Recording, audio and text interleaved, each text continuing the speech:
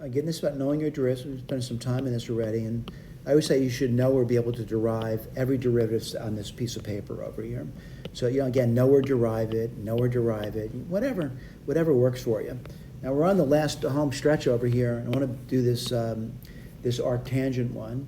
Now, I'm going to say this one pops up a lot, and you're probably going to be familiar with it, but over time you're going to forget.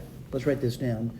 So I want to write down y equals the arc tangent of x, which means the tangent of y is equal to x.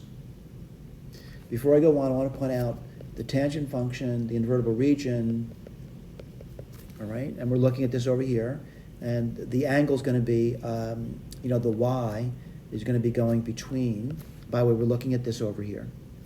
The angle is going to be minus pi over 2 and pi over 2.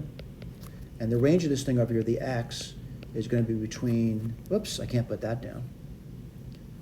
You know what? I made a mistake already. I have to erase it. I just noticed it. No, it comes from not thinking, by the way.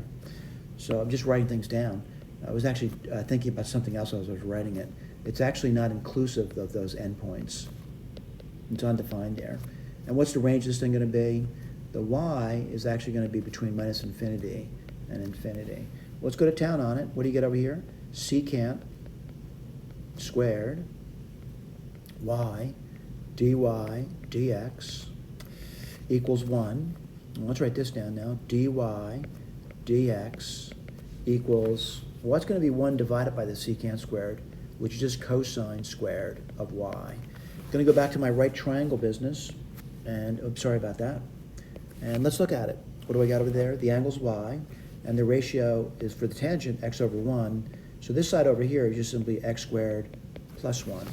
I do want to point out the cosine in this region over here presents no problems to me. It's a non-negative number, all right?